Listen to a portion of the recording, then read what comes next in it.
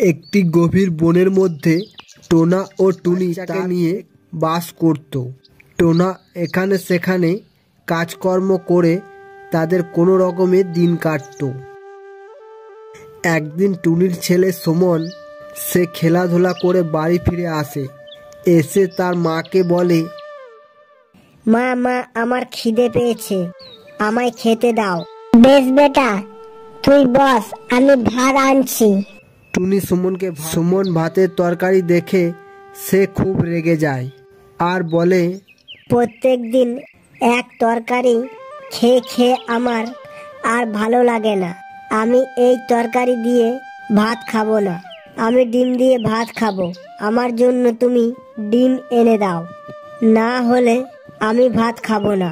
এটা তুই এমন করিস না, খেয়ে নে আজকের মতো, কোনো রকমে খেয়ে নে বেটা।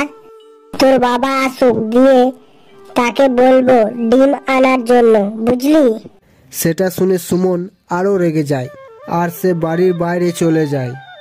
গিয়ে বলে, আমি ডিম ছাড়া ভাত খাবো না। দেখি এদিকে ওদিকে ঘুরে কোনো রকমে যদি একটি ডিম পাই। এই বলে সে সামনের দিকে যায়। কিছু দূর গিয়ে দেখে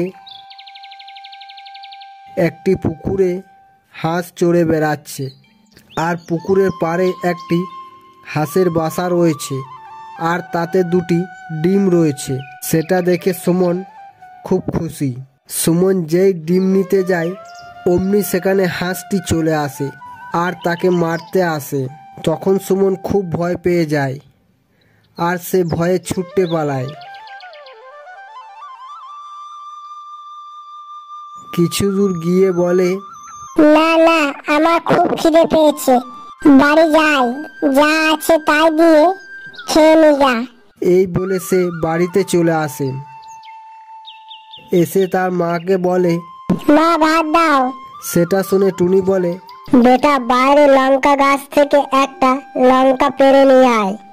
তখন সুমন লঙ্কা পাড়তে আসে। এসে দেখে যে লঙ্কা গাছের পাশে একটি অনেক বড় ডিমের গাছ হয়েছে আর তাতে অনেক ডিম ধরে রয়েছে। আর সেটা দেখে সুমন ভীষণ খুশি।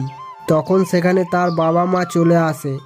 এসে বলে, বেটা, আমি শুনলাম যে তুই ডিম ছাড়া ভাত খাবি না, তাই আমি কোনো রকমে একটি বাজার থেকে জাদুর ডিমের গাছ কিনে আনলাম। এবার থেকে তুই যত খুশি ততই ডিম খেতে পারবি, বুঝলি? এই গাছের ডিম কোনোদিনও শেষ হবে না। এটা একটি জাদুর ডিমের গাছ।